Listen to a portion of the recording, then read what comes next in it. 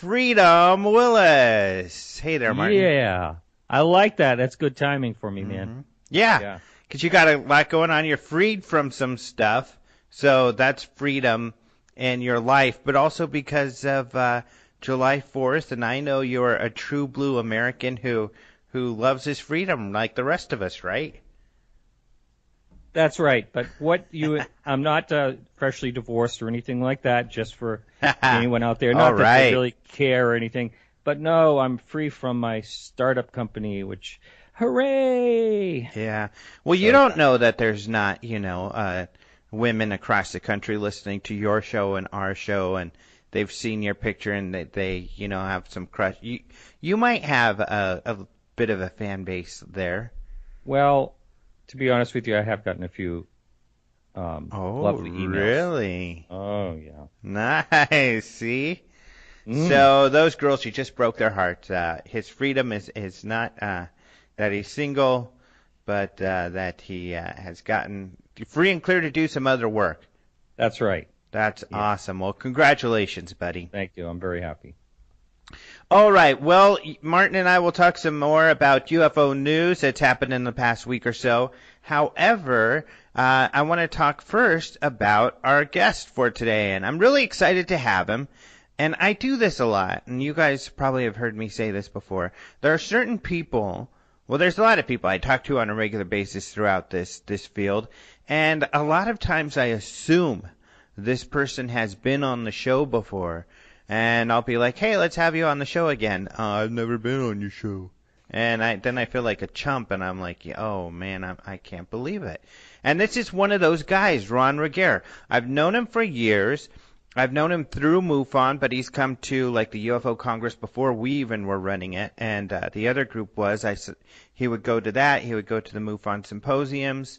So I've known him for a long time, a good guy. And when I do research, his name comes up a lot because that's what's so interesting about Ron is that he's had a lot of associations with some of these cases that are really big throughout his life. And the reason being, he's an aerospace engineer. So he's retired now, but he served a long career as an aerospace engineer. We'll talk about that, starting with working on projects with NASA, working on top secret projects for defense and stuff like this. Usually jets, planes, satellites, space stations, all of this stuff. But so what's interesting, he's kind of always been in the right place at the right time, if you'd want to say. So, for instance, he was working at Kirtland Air Force Base on some projects when the whole Paul Bennewitz Doty thing happened. And, of course, we've talked at length about that where, Richard Doty was saying that all this crazy stuff, trying to make this Paul Bennewitz guy believe there were aliens because he says Paul Bennewitz was seeing some of these top secret projects at the base and they didn't want the Russians to know about it, all of this kind of stuff.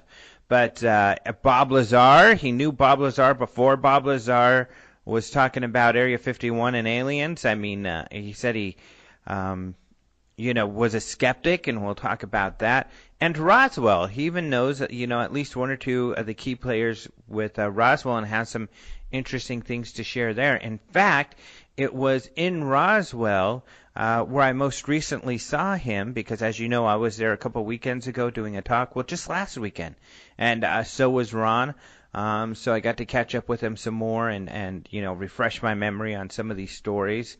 And I thought, hey, I should have Ron on the show again. And that's when I realized I've never had him on in the first place. What's my problem?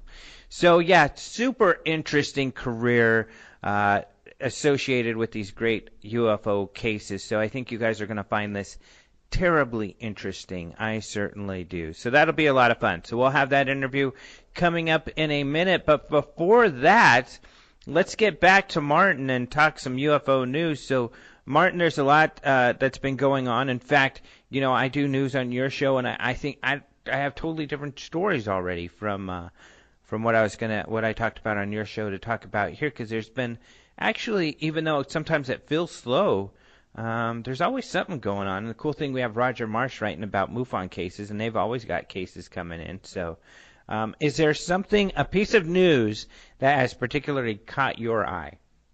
Yes, sirree. And that's the title is Watergate's Hunt, Allegedly Believed Kennedy Assassination Tied to Alien Revelations. Right, yeah. Tell us about this. Well, it's this is according to Watergate lawyer and author Douglas Caddy. American intelligence officer E. Howard Hunt, well known for his plumber's role in the Nixon White House, he revealed that John Kennedy, this is according to Caddy, that he revealed that John Kennedy was killed for his attempts to expose the reality of the alien presence and to share it with the Russian Cold War adversaries. And there is a Freedom of Information Act released memo that, now I'm going to say alleged because I can't tell you if this is authentic or not. There's some redaction on it, and that is also in this article. But boy, is that an interesting read. If whether it's real or not, it's a great read. And that's in the article right on your website. Did you think that document is? What do you think about the document? I should say. The document, is Kennedy saying, "Hey, I want to know some information on UFOs." November 12th, 1963.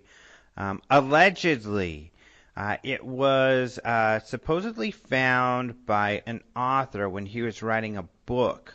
However, William Lester. However, it looks like I did a lot of research on this, and I had in the past, and I just wanted to see if I could find any more. But the problem is no one else has been able to get this document, and official, the government's even saying, we don't think that's true. So we kind of have to go by the word of William Lester that this document's true, but no one can verify that this document's real, as far as I know. And listeners or any researchers out there who know differently, let me know, because I have not found any, confirmation that this document is a real document. So it's hard to say. So, there are other researchers who use this document and to say that, that must be why Kennedy was killed.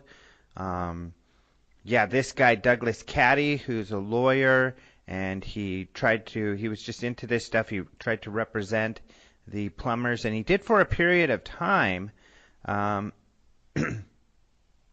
But he says he told the dark journalist in this, who kind of has a conspiracy show.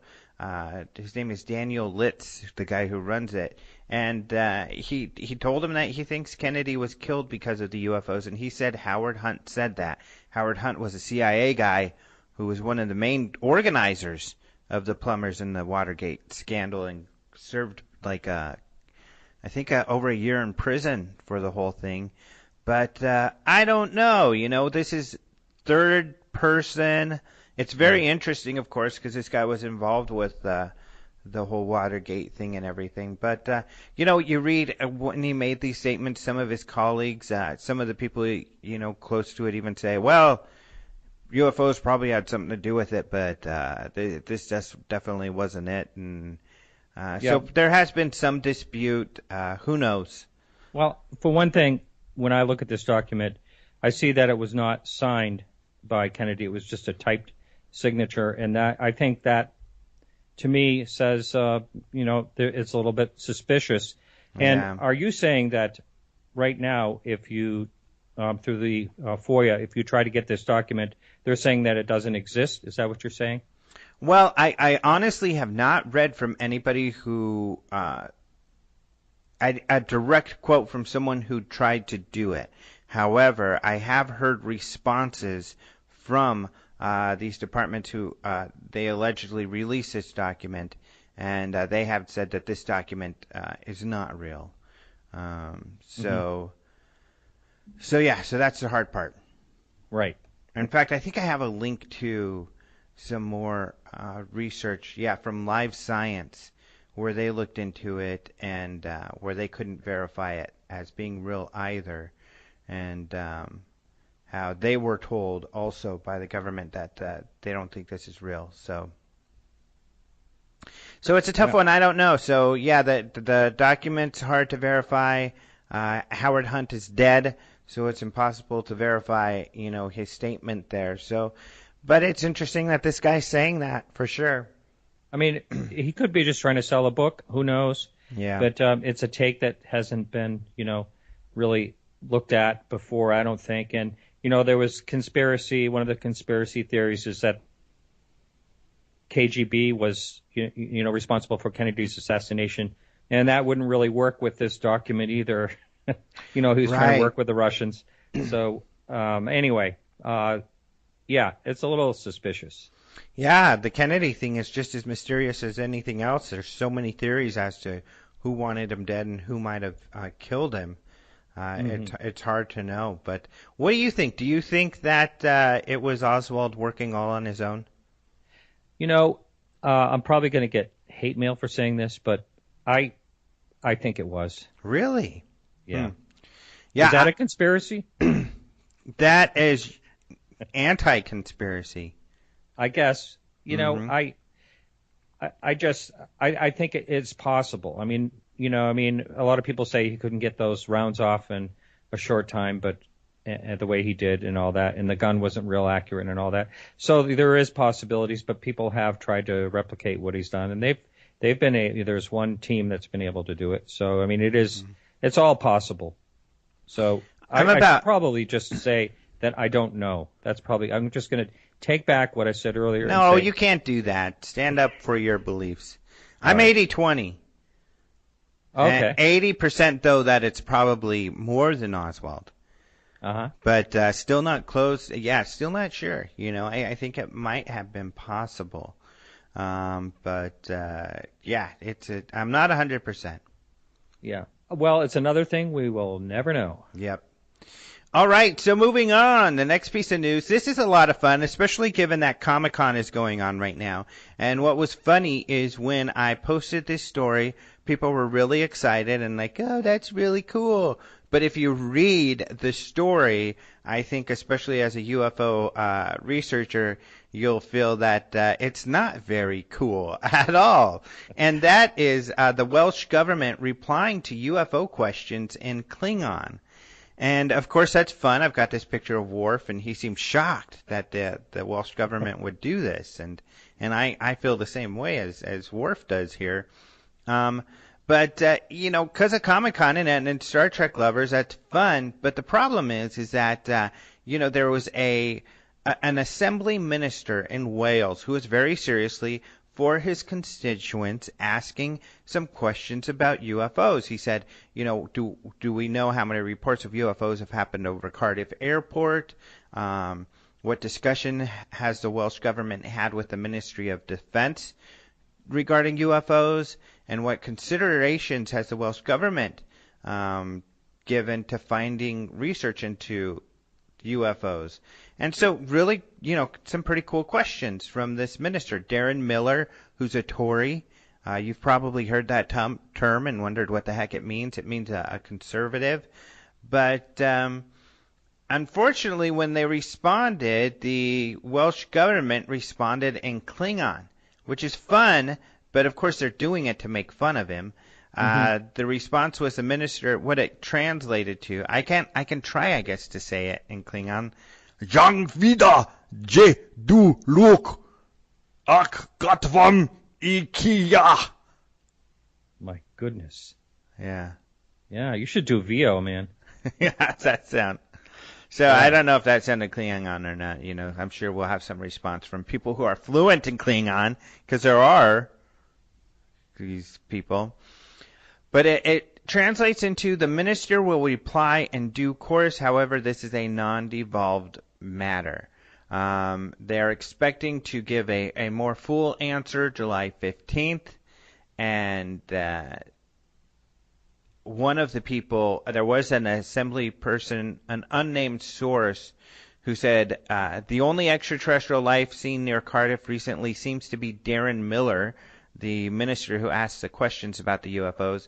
Perhaps instead of spending time and wasting government resources asking questions about UFOs, he should be fighting for the very real concerns of his constituents.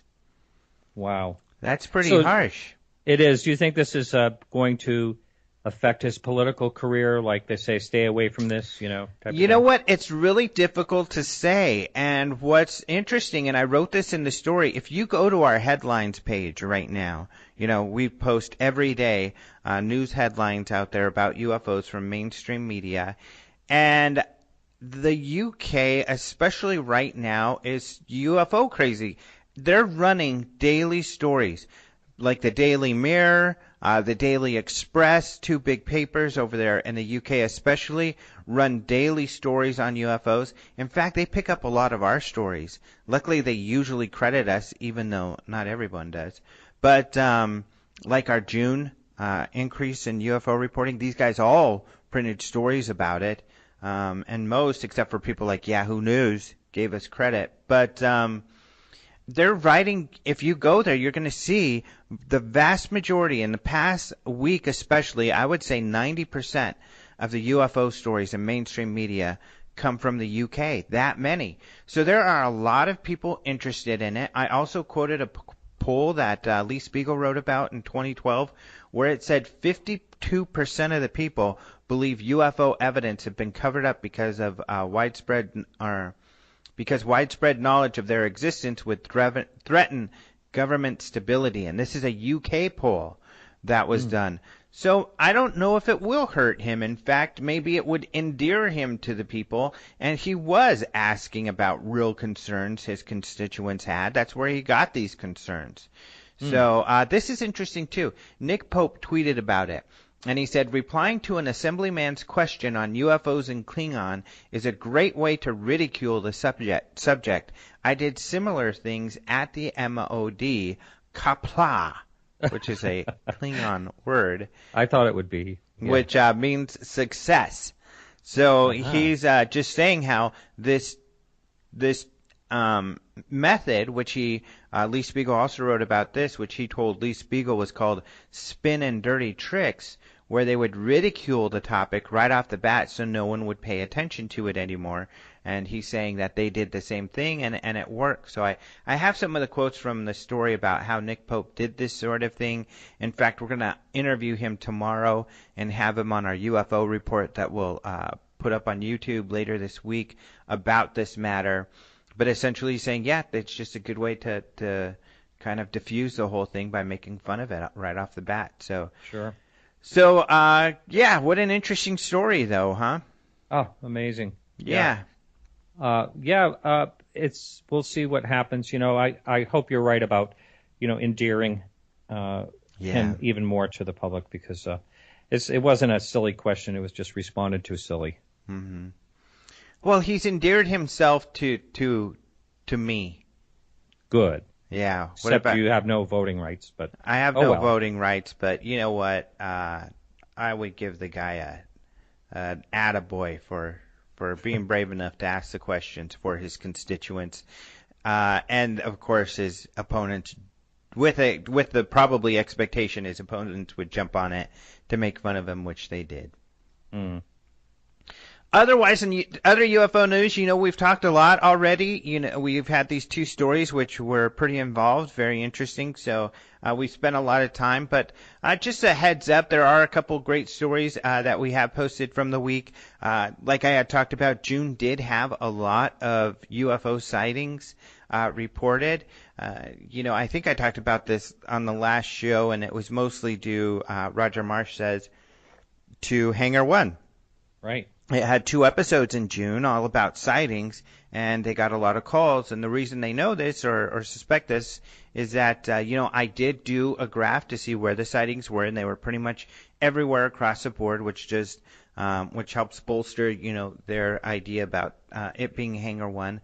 And a lot of their reports were anecdotal, so happening years ago.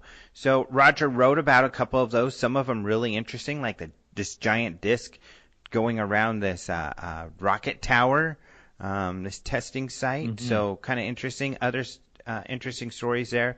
We also have some recent sightings that of triangular craft. One guy in Jersey who took some pictures of 3 orbs. These orbs kind of do look like Chinese lanterns, but he says they didn't move out of formation. They were all in a formation, and he began to think then that there were one object. So he wrote about that, which is interesting. And then there's another guy in Phoenixville, Pennsylvania, who says at about 10 p.m. He sees triangular UFOs often. So I was able to find a clock from Phoenixville. It even says Phoenixville that says 10:10. But I think that's AM because it's light out. But I was happy to find this picture. That's why I'm telling you about it. But yeah, interesting story. You could read about that. So some other interesting sightings that we have posted. So there we go. There's some news for you, people. Yeah. All right. Yeah. News. Well, thank you once again for joining us, Martin. I'm sure you have another exciting guest lined up for your podcast UFO this week. Erica Lukes. Oh, Erica, great. So she was in our first UFO reports on YouTube. So people can go check that out. But I guess we will talk to you later, my friend. Thanks for joining us again. You bet. I'll talk to you next week. Okay, so let's go ahead and talk to Ron Regehr. I am very excited to be joined by Ron Regehr. Hello, Ron. Hello, Alejandro. So beautiful day in Arizona here. Yeah, it is. You're in Flagstaff, right? It is. Uh-huh. So you're a little cooler than we are down here in the valley in the Phoenix area, I'm sure. Yeah, it's 88 right now. Wow, perfect. And, you know, for people who don't know, like, Arizona is not all barren desert like it is in the Phoenix area where it's like, you know, in the 100 pluses, like 110 degrees or something. The Flagstaff area is very mountainous with lots of pines, similar to like Show Low, where people know where the Travis Walton stuff happened. And it's very pretty, and that's where we escape to in this area on the weekends when we can to escape the heat. But it's real pretty out there. I'm about 50 miles south of Flagstaff and about 4,000 feet elevation just north of Camp Verde. So I'm about in a transitory zone. I've got mixed cactus and a few smaller trees, but not the big pines. But it's quite pleasant here today. Yeah, 88, that's perfect. That's great. So, and 88 is great for Arizonans like us in Phoenix. For some places it may seem hot, but for Phoenix residents, that's like perfect. Yeah, our relative humidity is 7% today, so it's very dry. Wow. So the heat isn't nearly as oppressive as it is when it's a higher humidity. Mm-hmm. This is very dry for the monsoon season, so we're enjoying it while we can because we know it'll get overcast, rainy, stupid, and then back to 105 again. So yeah. we enjoyed this for today. Well, I'm really excited to talk to you. You know, I like we talked about before we started the show, I'm surprised I haven't had you on before because I've known you for years and we talk occasionally. And you've got such an interesting background in the aerospace industry, right? Yes, I started out right out of college working as all engineers start working on a drafting board. Then I don't know what they do now because it's been too many years to count. So one of the first things I did was I was assigned to the team to do the interface wiring between the Saturn Apollo third stage and the second stage, which was all the control signals and telemetry data signals from the lower two stages of Saturn Apollo moon rocket. And there was hundreds of sheets of paper. I mean, it was. We didn't have a computer set. Well, we did have computers, but the computers were monstrous in size. The one at the college would heat up the entire school. It was so big. Wow. And it was probably less computing power than most people's smartphones. But it was a gee whiz thing. We built the moon rocket with slide rules and 3 to 9 key adding machines. So shows you how far we've progressed. Yeah, incredible. I went from there over to work on designing our nation's first space station called Skylab. We called it the Orbital Workshop at the time. Huh. And that was where we were successful I hesitate to use the term too successful, but back in the 60s, it was quite common to have our rockets explode on the launch pad. So we originally designed and built 17 moon rockets with the idea that we would have about a 1/3 failure rate. Wow. And so when we talk about the astronauts being brave, that's not just something we say lightly. We've both seen the Challenger accident, or the audience has, and other tragic failures. But back then it was even more so. And as it is, we got off our launches with absolute wonderful success. And so we had a surplus of vehicles. Now, anybody that's worked with the government knows that surpluses are not something you want to have, because that looks bad for the taxpayers and looks bad for the people who submit all the costs of that.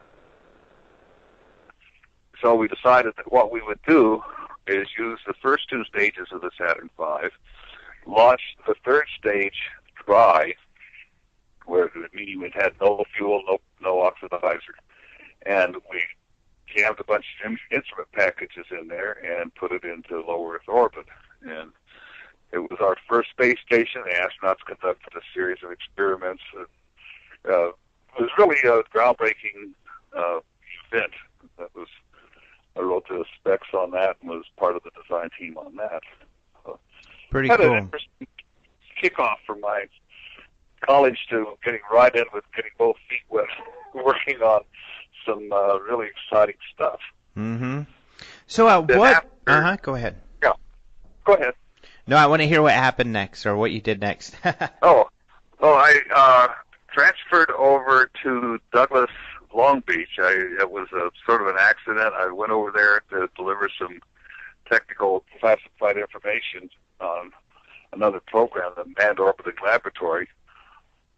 And my former boss saw me and thought I was too embarrassed to ask him for a job. So he called my boss back at Huntington Beach and said, "Don't lay off Ron Regehr. I got a job for him over here." So I ended up getting a transfer over. It turns out they were looking to lay off somebody, and since I already had a job, they wouldn't have to terminate an employee. So I transferred over to where they made airplanes and got a job there working on designing the instrumentation packages for the first spy aircraft, the DC-8 with the big radome on top. Unfortunately, Boeing got that contract. That's the AWACS that you've probably heard of and seen flying around on occasion. So I went from there, since I now had a background in, quote, surveillance, working on a failed project. I got hired in at a company called Aerospace, where I stayed for 30-plus years, designing different observation platforms, sensor systems, and surveillance satellites. And that was a fun part. So when was it? Go ahead. So when was it that you got interested in UFOs? Back in the 1950s. Wow. And that was when they had all those cheesy Class B movies. Remember? Yeah. I Buried a Monster. All the real cheesy ones. I thought, this is so cool. And all the flying saucers were really crummy looking. By today's standards, they wouldn't even be able to show something like that. People would either, maybe they think it was so camp that they had to watch it, but most people would look at it and say, this is so phony. But anyway, that got me started, and as I got more and more interested in these things, there were actually several news reports a year on flying saucers and things like that. And as a result, I got more and more interested, and it became a matter of theirs can outperform ours, and how do they do that? Which led to my going to school to become an astronautical engineer. Wow. Actually led into my background. Then when I got into working and building and designing surveillance satellites, that was the perfect platform to see if we could actually see these pesky little things bothering us all the time. Mm-hmm. And so that's how I got into, tied it in. And one of the major discoveries I made was that we did, in fact, see the Iranian UFO that flew over Tehran, Iran in 1976. You saw it with the satellite? Yeah, with our spy satellites. Yeah, we saw that. So were you able? So did they capture images? No, this was it was a infrared satellite. We picked up the infrared radiation emitting from the UFO, and that's what we saw. Interestingly enough, many in your audience probably know Colonel John Alexander, and as I gave a presentation on this in Lhasa, I think it was in 2001, but I'm not sure. After the presentation, John came up to me and says, "I have something to show you." And so he presented me with a line sketch of the same UFO that had been detected by another government sensing platform. Wow. That was kind of cool. Wow. So, and just to give people some information, the Tehran, wasn't that 1976 that happened? Yes, it was.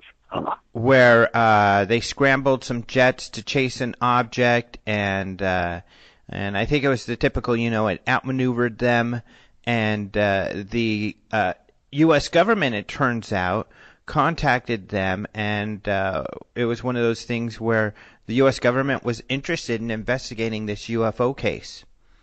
Correct.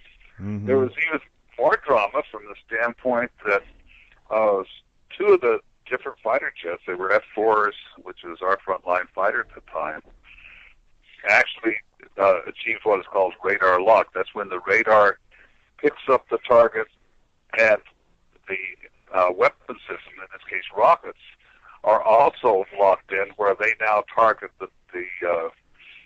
now lock in onto the target, which is where the operator pilot normally fires a weapon.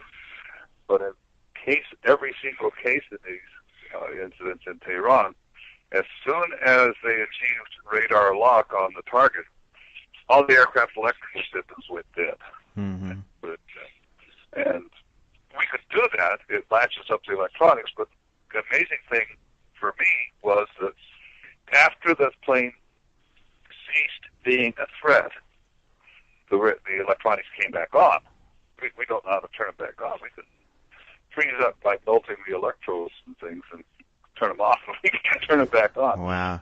That was an amazing little snippet that came on, which may be what really garnered the military's interest more so than the UFOs themselves, because I believe they've been following and tracking and witnessing UFOs for 30 years by that time.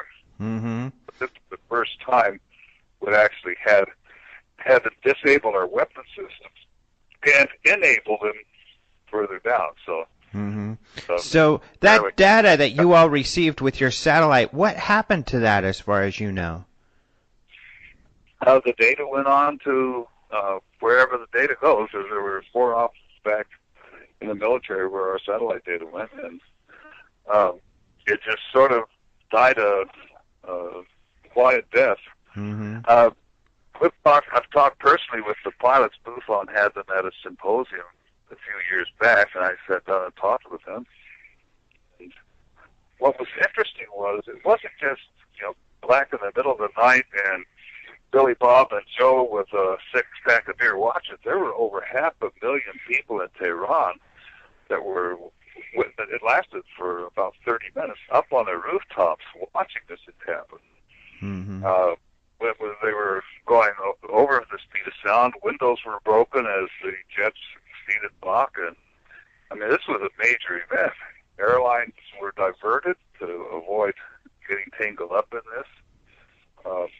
It was a lot more than just a byline on a Saturday night news broadcast. It was a really spectacular major event. So and it suggested the DIA did in fact look into it. Right. And did they ever? Did you have any trepidation about sharing that information when you did your report and your talk on it? Did anybody tell you shouldn't do that? No, the closest I got, and the reason was I got all my information from unclassified sources. Mm-hmm. Of course, I knew where the unclassified sources were, which helps. But the data I got was all from an unclassified report that was a summary report. As a result of my divulging what I did, they changed the content of that summary report called the Itty Bitty Individual Target Event Database, is what the acronym was. Mm-hmm. And it was just a one-line entry for everything that our satellites spotted. But there was enough information on there to correlate it with that event.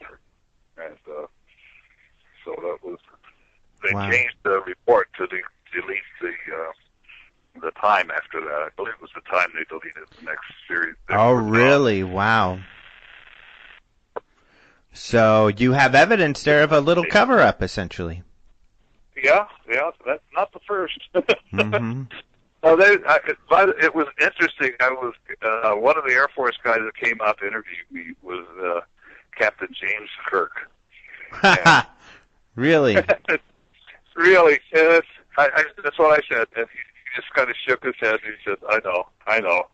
And he opened his wallet, pulled out a couple of credit cards, his driver's license, along with it. He showed me his military ID first, and others corroborating identification. He says, I get this all the time. I wish that show had been canceled. Mm-hmm. That's really funny. But they were primarily concerned as where I got my information, and I showed them where I got it, and it was all unclassified. They said, thank you very much. That was the end of it. Wow, interesting. So you've had so many interesting, things that you've been related to. It's funny because when I do my research, your name comes up so often. But, this is something I've never asked you about, and I've wanted to, is I know you've got some sort of connection, correct, with Richard Doty. Did you know him, or were you working at Kirtland at the time? Or what is your connection like to him and to what he was doing? Okay, well, that was interesting in that there's a back. Personally, I never met Richard Doty, and I never talked with him. Mm-hmm. So but it's interesting that in retrospect, looking back on it, I can see where that connection could be made. We were conducting some drop tests of something that you call a SAT-arm, Symptom Detect Armor, at Coyote Canyon at Kirtland Air Force Base. And it was highly instrumented. And at the same time, Paul Benowitz was intercepting alien signals, so he says. And so what happened was the government sort of put two and two together and came up with three, maybe, that our test data signals were being picked up by Paul Benowitz. There was a concern that if Benowitz, sitting in his office outside the gate at Kirtland, he had a pretty big shop making instrumentation packages, could detect the signals, then the Soviets or whoever wanted to could also detect that and possibly compromise our tests or our weapon system. So I started corresponding with Paul Benowitz and Lieutenant, I think it was Lieutenant Colonel Ernest Edwards, who was director of base security at the time. I believe that was the title. That sounds right, yeah. And so about what was going on. And this was the same time, coincidentally, that Bill Moore was living with Paul Benowitz as his guest. And Bill Moore was working with or sharing information with Lee Graham and I about MJ-12 and Snowbird and some of the other contentious documents that were floating around about that time. So it was pretty busy hopping between MJ-12, Bill Moore, and then Bill Moore being right there with Benowitz when we were looking into this. And I got the impression it was Doty or somebody working with or for Doty that was doing the shenanigans with Paul Benowitz that would eventually led to him. I think he just went crazy. Right. they would do things like Paul would leave for the day with Bill, and Bill would come back, and they would do something like rearrange all the furniture in the living room. Nothing else, just put the easy chair and everything in different places. And then the next day, that put the change the silverware drawers, or put the silverware in a different drawer. Another day, put the cups and saucers in a different pantry. Move everything around in the refrigerator and rearrange the shelves. Nothing that would really damage it, but it's enough to really play on somebody's mind. What's going on here? I know when I open this cupboard, I reach in, I can do it in the dark and pick up a glass to get a drink of water. Now I reach in there and it's pots and pans or something. I don't know the specifics, but you can imagine how that would be so disconcerting. That's what they were doing. So, I mean, just to catch up the listeners, of course, they've heard me talk a lot about this. For those listeners who, like about a year ago when I was really covering this, when I had written a report. But, Richard Doty claims that, like you said, they knew that Benowitz was getting data from the base. And so in order to throw him off, they tried to make him think that, I guess, signals from your projects and maybe photos of your project and possibly others were extraterrestrial in nature. And then he recruited Bill Moore to help him, who was an author and UFO investigator, and secretly, and that they messed with this poor guy and drove him crazy. He eventually went nuts. It's so sad. And according to Doty, it was, something he was doing on orders. But you were talking essentially with, that, and this is a guy whose name comes up because supposedly, he was in charge of base security, Ernest Edwards. In your discussion with Edwards, did you get the impression that Edwards was trying to mess with Benowitz, that this was something official Doty was doing? Because that's still up in the air. No, I didn't. But I didn't. That didn't come in our discussion. I actually went over to visit with Edwards and sat down in his office and showed him some pictures. And I said, "Is this you? And is that a UFO?" And he says, "Well, I don't know what it is. So I guess it's a UFO. It's unidentified. I didn't see it, but as you can see, my back's to the object in the photograph, which it was." And I said, "There's something else that Paul told me." He said, "This is what I'm talking with Edwards." I said, "Paul told me that you went with him, or you took him on an Air Force helicopter up to Mount Manzano to personally eyeball these strange happenings up there." And he said, "Yes." So I said, "That did happen?" He said, "Yes."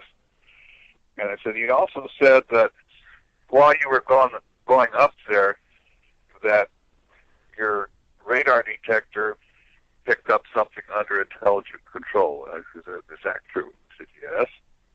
I said, "How do you know it was under intelligence control?" He said, "Well, we had our radar set at 10 miles, and one scan, it did not pick it up, and the next scan, it was about 4 foot away from our helicopter." He said, "If it wasn't under intelligent control," he said, "it would have probably hit us, but it stopped right there, as if it was looking at us, and then went away." Did you see this object? No, I didn't. That was just Paul had talked about having, mentioned it, and in one of his letters to me, and I eventually kept all his letters. I lost some of the first ones, but I eventually kept them all. And they make interesting reading, and to this day, the biggest problem Paul had, I think, was he was somewhat striped in getting. Pete Domenici was, I think, U.S. Senator for New Mexico at the time, and he was writing Pete Domenici all the time. He had photographs in which he saw things that I could not see, even with the 4-power loop. The crashed rocket ship, and beautiful line drawings. And here's the alien teleporter. Looked like a Roman chariot without any wheels or horses, just a little cubicle in which the two aliens would stand side by side and fly around. There's a pencil sketch that Benowitz made. Yet I couldn't see any of this stuff in the photos, and these are high-res photos. Mm-hmm. So the last thing I did with Paul was I wanted him to take use some extremely high-res film, extremely sensitive, falls way into the infrared region but still visible. And I wrapped it in lead and sent him instructions to load it quickly, take his pictures, wrap it back in lead foil, and return it to me, and I'll process the film. And that cost me a bundle back then. I forget the name of the film, but it was a specialty film that I talked to some guys about. And I never heard from him again. I don't know if he ever used the film. I don't even know if he got the film. So the next I heard was he had been committed, and his family didn't want anybody to attempt to contact him or them. And I respected that, and then I heard he'd passed. So that was the end of the Benowitz saga from my perspective. Having seen this shenanigans, tragic. Yeah, and having to see that this scandal and the tragedy surrounding this situation, how then did that shade your view of like the alleged MJ-12 documents and other materials that came out of this kind of whole thing? I was pretty well convinced the MJ-12 documents were, especially the Eisenhower briefing document, was valid, legitimate. I don't believe for 1 minute it's a hoax or a counterfeit. There's too many other things like, I think it's Professor Walcott, I believe his name. I could be wrong. I don't have my notes with me. But anyway, it was ostensibly written by Admiral Hillenkoetter, who was, I believe, the first director of the CIA. And he presented, Stan Friedman actually did the groundwork, presented many samples of known, authentic Hillenkoetter writing to Westcott or Walcott, I forget the professor's name, but he was recognized authority. His testimony has been and used in a court of law to authenticate documents prepared by a specific author based on writing style. And he, without any hesitation or equivocation, said the MJ-12 documents were written by Hillenkoetter. That doesn't mean that they presented to Eisenhower, but that was what was confirmed. That's strange. Oh well, I think I don't understand why Hillenkoetter would write something like this. I mean, typically, a general isn't writing his technical data or something like that. But also, for the listeners, if they don't remember, what's weird about it too is, Doty admits to hoaxing and making Benowitz believe there's aliens. He recruits Bill Moore, and then coincidentally, it's Bill Moore and his partner who received these MJ-12 documents, supposedly coming from Albuquerque, where Doty lives and works at Kirtland Air Force Base. Yeah, it was bizarre. The whole thing, the whole set of circumstances, it just mind-boggling, almost incomprehensible. Yeah, it's really hard. And there's another case like that you also have some incredible insight to, and that is this whole Area 51 and Bob Lazar case. How did you? So you were friends with John Lear, who was friends with Bob Lazar in Las Vegas. Right. How did you become friends with him? Were you working in Vegas for a while? No, it was John Andrews. John Andrews was vice president of Tester Corporation. Mm-hmm. And somehow he got my name and and my interest in UFOs, and I think it was, I don't know. But anyway, John and I started corresponding, and he says, well, let me find those things up in Nevada. There's a secret test site up there, and John Lear knows all about it. So we agreed, John Andrews and I agreed to go up with Lee Graham to John Lear's house and if we could find out more about two things he was looking at: the stealth fighter and UFOs.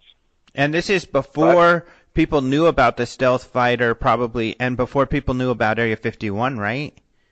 Right. Uh-huh.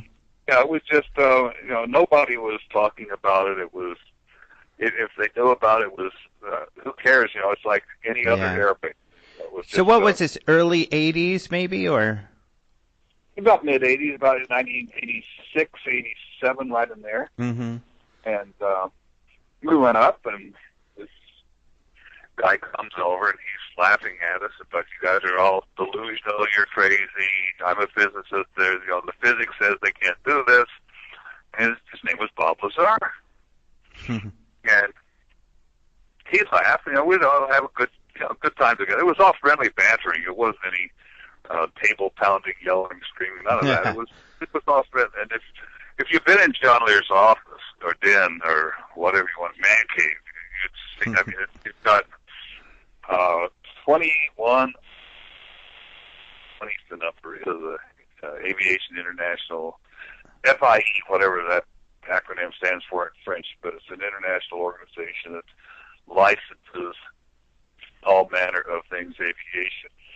And he has everything except multiple rocket engine instructor and helicopter instructor. I think those are the two that he doesn't have. The parachute rigger, all those licenses that are certificates that they're all on the right below the ceiling, all around his office. That he's got pictures of about anything and everything you can think of related to aeronautics and airplanes. I mean, some of them are really mind-boggling. And it's in this context, and then he's got a big desk, and he's got like 5 or 6 monitors tuned to different TV stations all the time. Huh. And something will happen, we'll say, whoa. So anyway, it was a very relaxed atmosphere, but Bob Lazar was just, you guys are crazy. There's no such thing as UFOs. I wouldn't know about it. The physics says you can't do it. And okay, Bob, that's fine. What about the stealth fighter? And there was some, that's possible. And that John Andrews wanted to develop the two things he wanted before he died was to make a tester model of the stealth fighter and a tester model of a real UFO. So that was where we were looking at all this, and we were going to go out to Area 51, and we drove right out to at that time, you could drive right out to the base of the dry lake bed. Wow. And all the way across the Groom Lake, which is a dry lake bed, to the buildings on the other side, right up on a BLM road. Took the photos, and you could see the dust plume coming across the desert, and this Jeep it turned out to be. So I took the film out of the camera and stuck it in the box and the little paper, instruction paper, stuck all of that in between the seat of the back seat and the back of the back seat, that little crack back there. I jammed all that back in there, loaded another roll of film in my camera, started taking pictures again. This very angry, upset air policeman came up and said, "Give me your camera." And I said, "Wait a minute, I'm just a working stiff like you are. I know you don't want my camera, you just want the film." And so I opened the back of my camera, and he gleefully ripped the film out and pulled the whole thing out of the film canister, exposed it, threw it down on the floor, and I loaded my camera bag, took all the film out of there, exposed all of that, and said, "Get away, get out of here." And so we turned around and drove away. He was happy, we were happy, everybody. Nobody got shot. But later on, we messed with them a little bit. We got construction stakes with orange flag tape. You see the big orange tape that sometimes flies to these. Had a field strength meter, and we go around and find all the sensors that they use to track people coming in trying to sneak in the back of Area 51. And we found a stake about 2 feet away and put some flag tape on it. They didn't like that either. So anyway, that was my first exposure, and then I guess maybe a month, 2 months later, I was back up there with John, And here comes Bob, and he's very serious in anime. He says, "You guys are right." He used a few very strong words that you'd have to excise from your tape. But you guys are right. There are enough flying saucers, and he says, "I'm working on one. They fly them every Wednesday night," and all this. So he was on and on. He couldn't believe it, and just very, very exercised. Now, either one of two things happened: either he really was working on them, or they somehow got to him with either psychotropic drugs or some other method and convinced him of that, because he was extremely sincere. I mean, you could tell by his mannerisms, his interest. It wasn't an act. It wasn't a play. It was real. He was convinced that how black saucers are real. He was working on one. There was the top hat model, the Jello mold model. I believe he said there were 9 of them all told in this big hangar. And he said, really, Area 51. It's an area south of there called Area S4. And when he came into S4, the whole mountainside would open up. Just imagine for you to drive in and close behind you. And it was heady stuff. But, so, when you first met him, prior when he was a skeptic and everything, he said he was a physicist. Did you believe him, and did he demonstrate to you, because you are actually an engineer, that, was he convincing? That did you believe he was a physicist? I didn't know he was a physicist per se, but I knew he was the scientist he was working on, and was thinking about enlisting me to help him design a bunker buster bomb that would penetrate, I think it was 1,500 feet of soil and mixed gravel and explode an underground bunker. And he was thinking he could do that if he rocket powered it, and then deflected the exhaust through the nose of the rocket to melt the gravel and rock. So it was just when we were sitting around in John's house, and whatever, kind of shooting the breeze. So you guys were kind of talking shop, and he was able to keep up. He knew the language, and you had no reason to doubt that he was a physicist then. None whatsoever. None whatsoever. And he was saying the right things at the right time. I don't remember the specifics, but it was he seemed like it was that type that knew what he was talking about. Did he say where he was working at that time?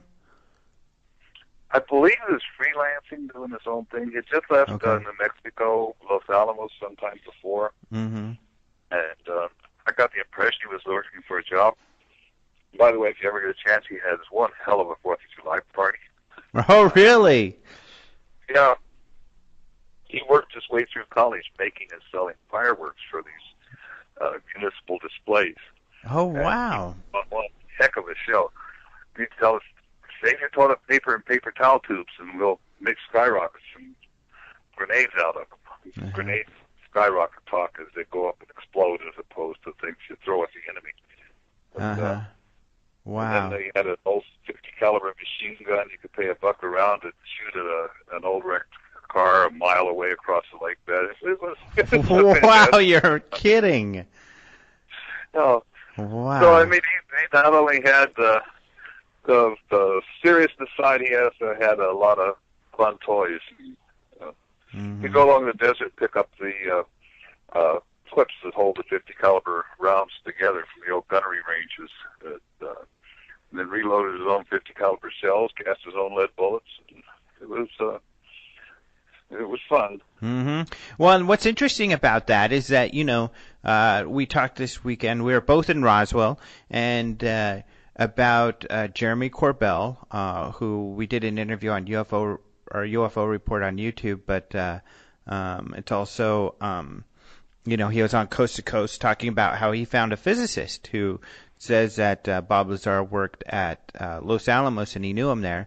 And he said Bob Lazar was kind of a rock star because he had built a jet car, but it seems like, I always hear these stories like you're telling of Bob Lazar into these crazy, kind of fun, silly things, which kind of made him notable. Yeah, he had a jet car. I did not drive it. Mm-hmm. And he also had a rocket or jet go-kart. Oh, wow.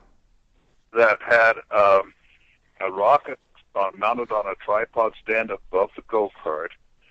And then the driver would sit in the go-kart with a 5-pound or 5-gallon canister of propane between your legs. And as you cracked the valve, somebody would stand at the rear of the rocket with the welder's igniter, the welding torch igniter, and let off a spark or two until the propane let off, and then off across the desert you'd fly. Your hindquarters about 3 inches off the desert, and it'll go regular little go-kart, and he can get up to 90 miles an hour. Wow. Now, the faster you open the valve on the propane, the faster you go. I never had the nerve to do that, but several of the guys did. I don't think I would either. So he said that these tests were happening on Wednesdays, and I know John Lear went out there, right? And I think his friend Gene Huff. Did you ever go out to look at these tests? No, I didn't. I went out to attempt to one time, and I've heard stories about it. Going out there, it said an A7 flew over them at Mach and scared the water out of them. And wow. Then I don't know whether it's Air Police or BLM people were on the east side of the road and turned their headlights on. So they hopped in their cars, start driving out of the play area. And as they're doing 40, 50 miles an hour on this dirt road, the BLM and police and air police, everybody's driving across the desert terrain, bouncing around. It's one of those things you kind of wish you had gone, and other times you wish you didn't. When they got to the end of the road, the deputy was there blocking the road, and had a nice discussion with all of them. Wow. Yeah, so some crazy experiences. So did you ever, did you talk to Lazar then after he got busted, essentially? No, he sort of just fell out of. I've talked to him several times since, and but not immediately. Mm-hmm. He came out to my house in Moab to get some uranium. He was still working on selling his Geiger counters, and Geiger counters need a source to determine if they're working properly. Mm-hmm. And so that source is a piece of radioactive material, and after 9/11, that's very difficult to get hold of because there's extremely strict controls.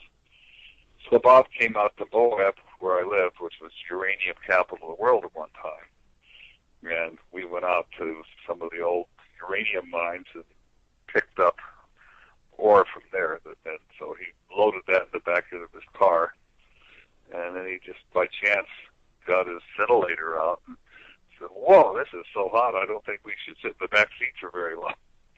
Oh, wow. And I told his lady companion, I said, "You ought to talk him into getting a bunch of leaded glass crystal, because that with a lead would stop the radioactivity, and they would provide a nice barrier, then you could always use it for fine dining later." Bob didn't like that. I think it was too expensive. That's pretty funny. Wow, incredible. It's a pretty neat story. So as far as you're convinced, I mean, you met him, you saw him before and after, he allegedly worked on these projects, and you believe him. Yes. Mm-hmm. Wow. Like I say, either experienced what he experienced, or in some very, very sophisticated and extremely effective way, they manipulated him outside of his awareness, and he sincerely believes what it is. I don't know. I have no way of knowing which one from the other.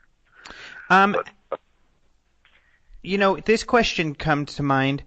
You being someone who worked on aerospace projects and many of these defense projects, and even NASA and everything.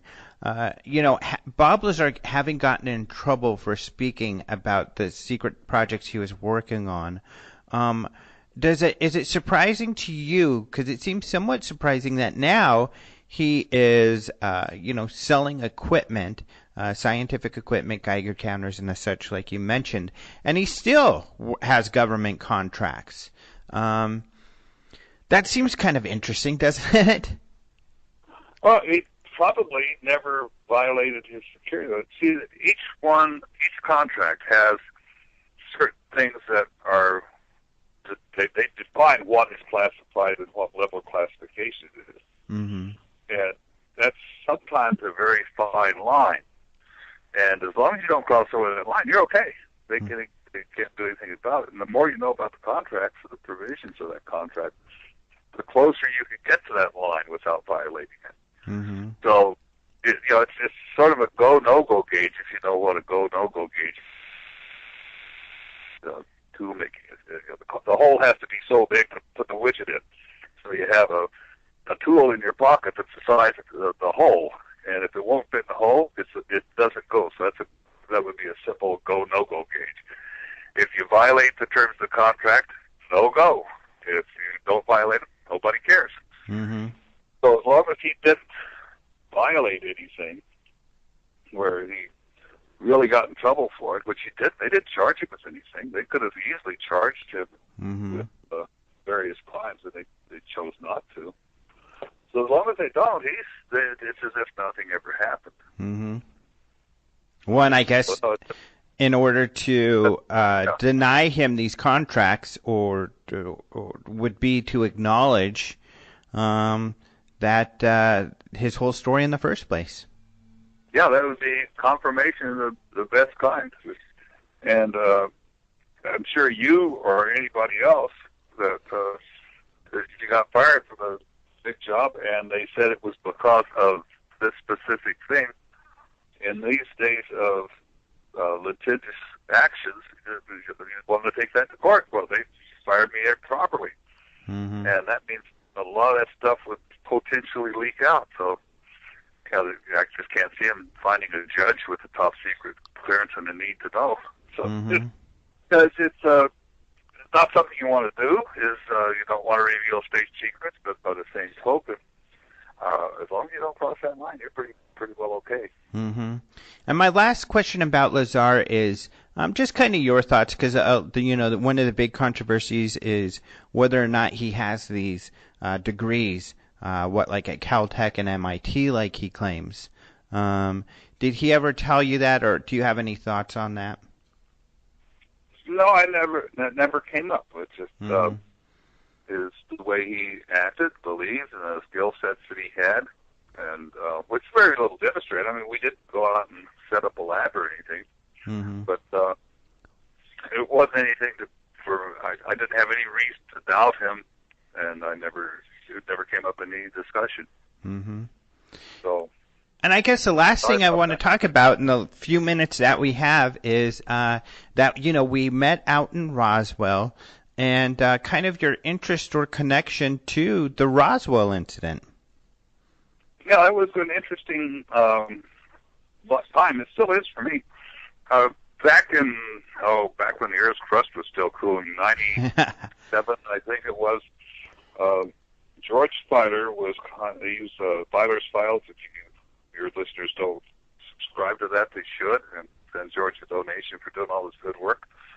Was contacted by General Ramey's widow, and she was upset because someone had told her sons, General Ramey's sons, that he was a liar and he had lied to the American public, and she wanted to know, is that true? What's going on?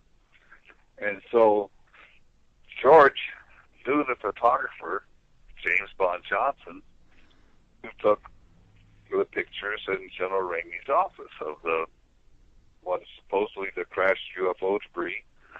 and along with General Ramey, Colonel DuBose, Major Marcel, and the Warrant Officer Irving Newton.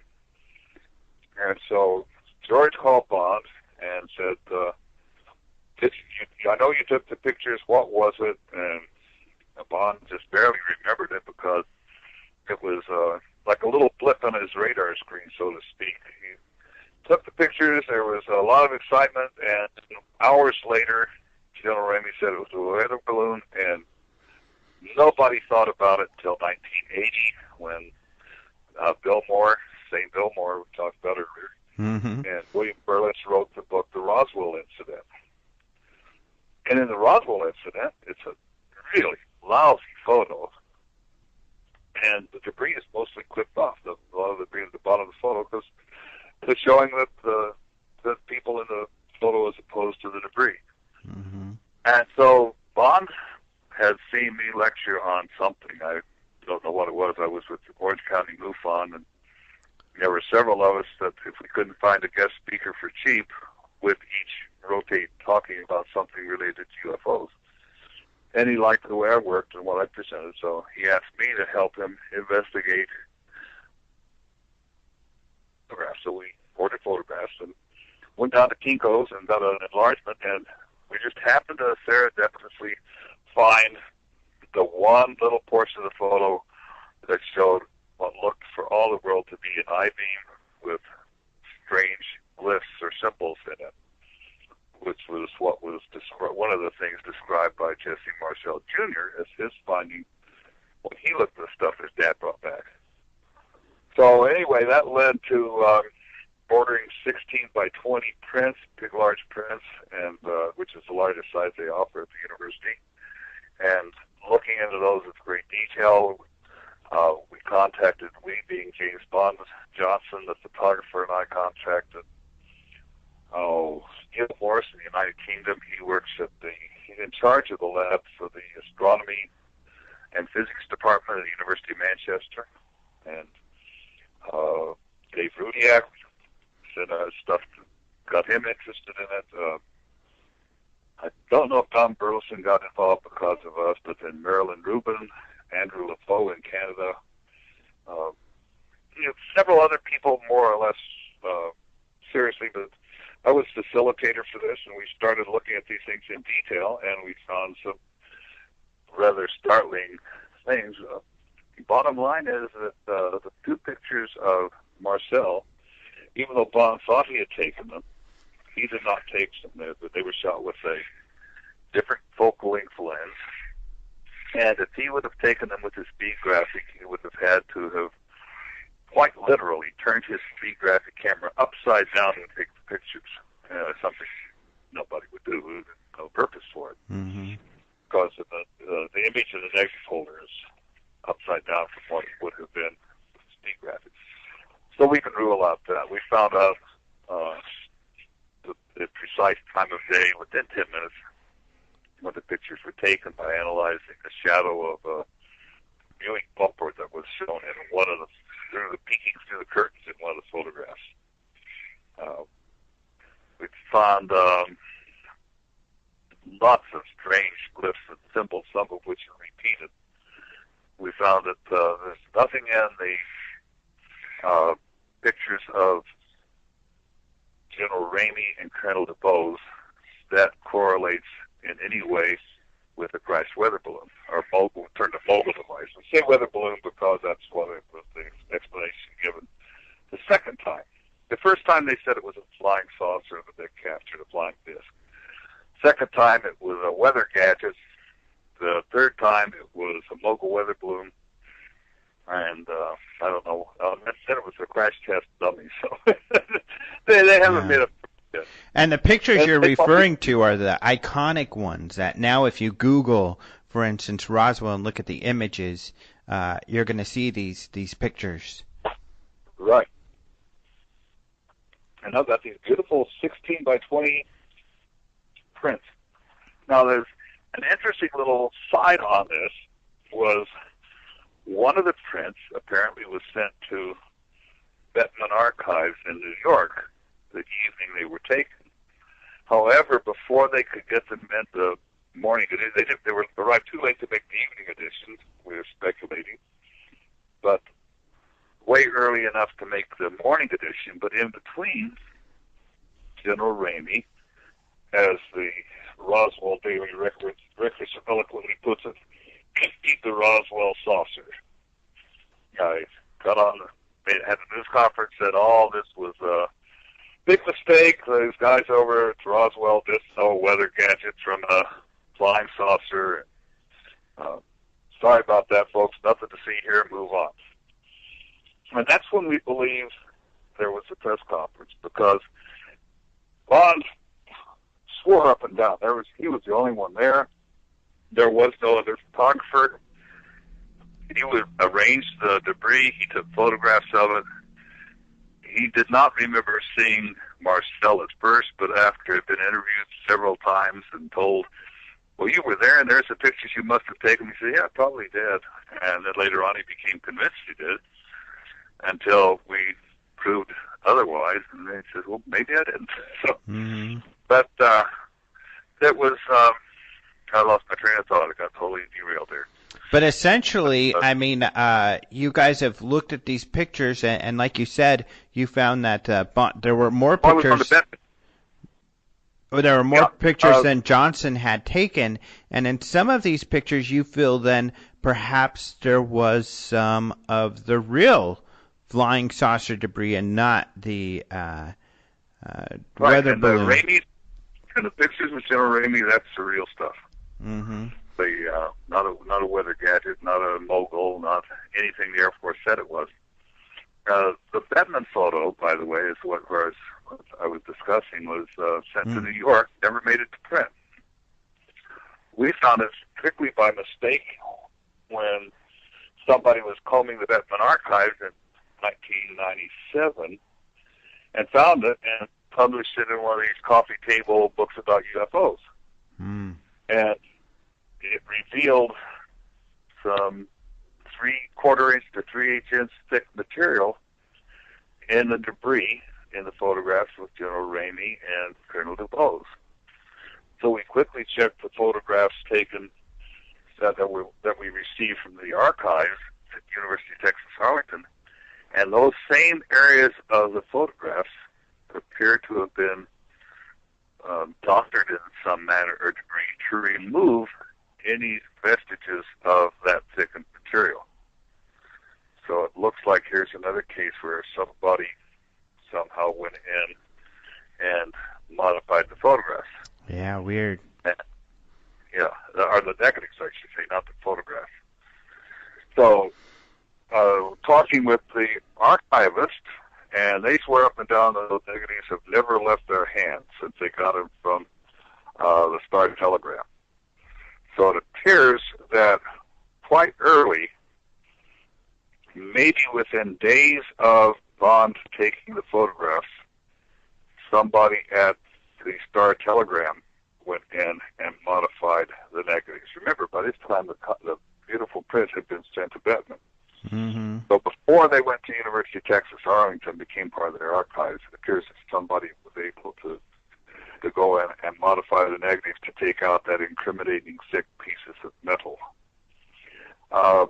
Another thing that I found that we did that was interesting, I got 5 or 6 different blow-ups of different areas of strange stuff.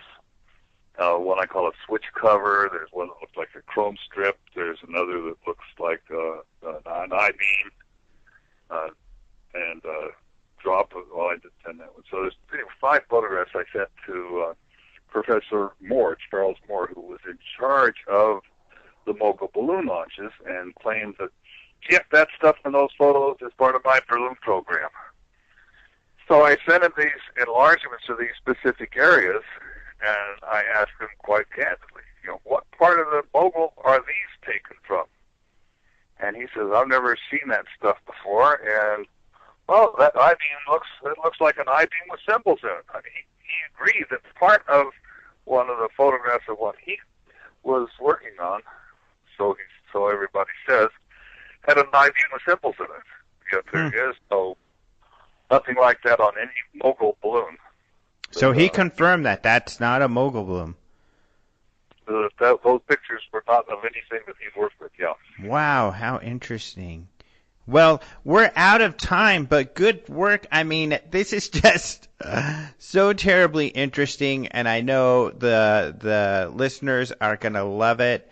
But just a lot of amazing stuff. So what an amazing life you've led. And now you're retired out there at Flagstaff, right? Just taking it easy? I am, and I'm writing this all down. Neil Morris and I in Great Britain are writing our book, and we're putting all of these findings in a book. We hope to have an electronic version so we can put some high-res TIFF images in it.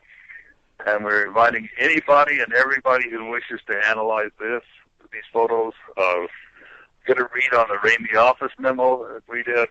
Do all this stuff. We didn't do any computer wizardry or gimmickry. We used shade contrast, brightness, and magnification. That was it. That's the extent of our computer wizardry on these images. Mm-hmm. And anybody could do that with a laptop. Is there a website people can go to see your work? No, I'm too lazy to do one. I'm sorry about that. I'm retired. I'm having fun. As we're conducting this interview, I'm looking out my office window and I'm watching baby quail about the size of golf balls running around with their mama, and just so I'm enjoying life and part-time spinning, writing a book, and maybe one of these days I'll get a web page built. Yeah. Well, cool. Well, enjoy your retirement. It's been wonderful talking to you. I'm sure we'll see each other again soon. And thank you very much. Thank you, Alejandro. And everybody that's listening. God bless and enjoy life.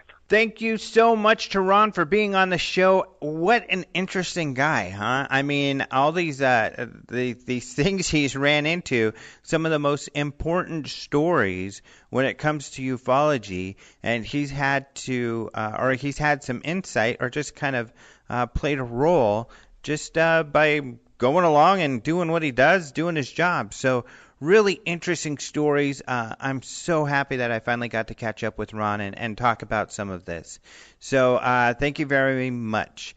Let's see what else is going on. Of course, we got the UFO Congress coming up here. We'll be listing speakers probably within the next week or two. We have them mostly worked out, and it's going to be very exciting. You guys are going to really love the speakers that we have. And once I post those, be sure to register as soon as possible. In fact, register quick because we have more registrations right now already for the conference than we've ever had this early on before. So really exciting. And this is going to be another great year for the UFO Congress. Also, this is kind of cool. So this weekend, I'm going to be going to Vegas. Yeah. So if you want to see me party it up, actually, I don't really party too much. I don't know how many of you even know. I don't really drink. I drink like maybe 2 drinks a month. So I'm not the best partier. I'm going to admit that because I like to kind of take it easy and stay sober. I'm usually the designated driver guy.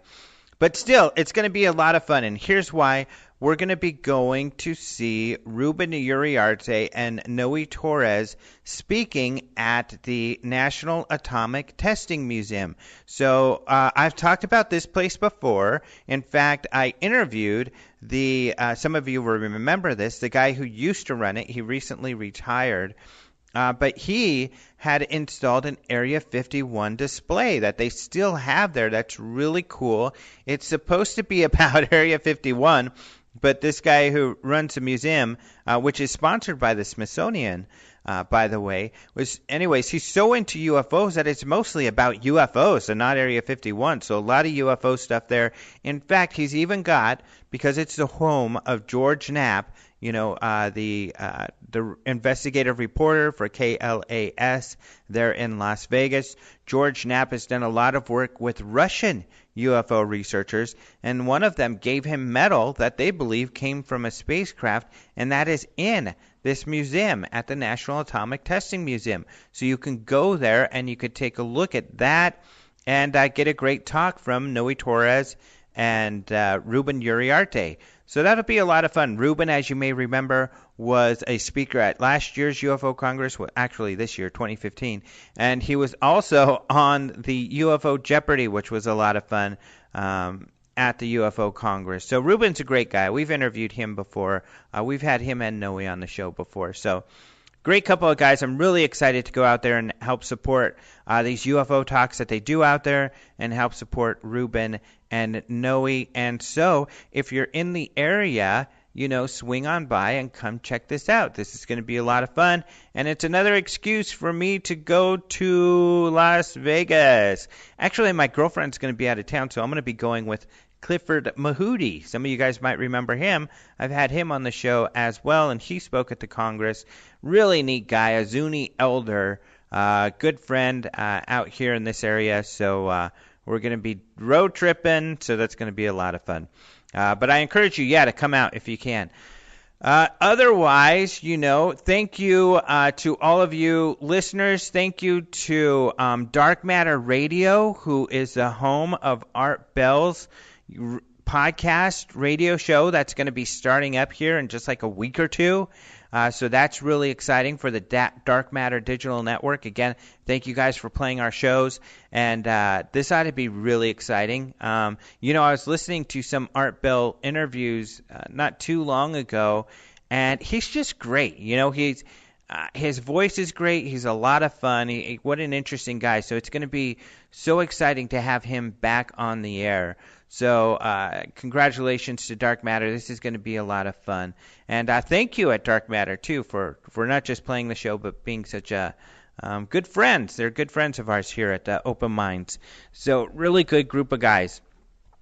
And, of course, that's where Martin Willis has his show, Podcast UFO. And thank you to Martin for joining us with the news.